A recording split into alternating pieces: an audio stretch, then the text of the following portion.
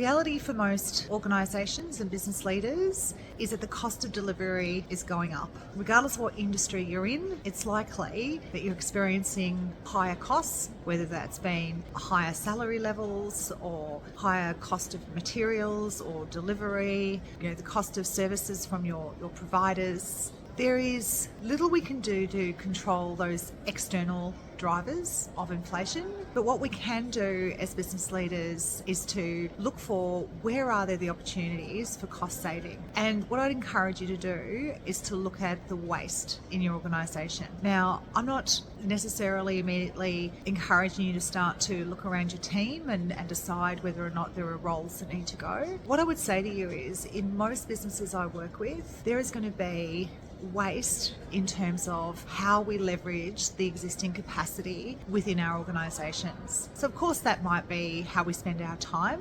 One of the key drivers of wasted time is teams being inefficient and ineffective in the way in which they get clarity around what their objectives are, work through debate to get to clear decisions or to solve problems together, and then to actually stick to the plan and execute on the agreements that we do reach. So there's a lot of relitigating arguments. There's a lot of us committing to things, starting them, getting distracted, shifting our focus onto different priorities. And then when we come back to the original priority, there is lost time and lost energy and lost momentum in that. So the more we can be focused, the more we can be disciplined, the more we can be efficient in the way in which we drive our objectives forward, the lower our costs of delivery are ultimately going to be. I would also encourage you to think about, some of the smaller cost savings that we can make. I recall many years ago I was working with an organisation that was extremely cost conscious, and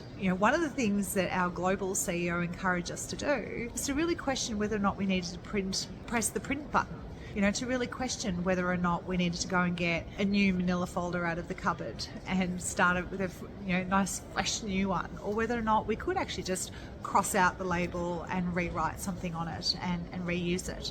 So again, if we have a recycling mentality in our businesses, again, there's all sorts of resources that can be repurposed or reused. Obviously that's good for our environment, but in the context of what I wanted to share with you today, look around. Where could we be doing things differently in order for us to be operating at the lowest cost point to combat some of the inflation that so many businesses are experiencing and struggling through?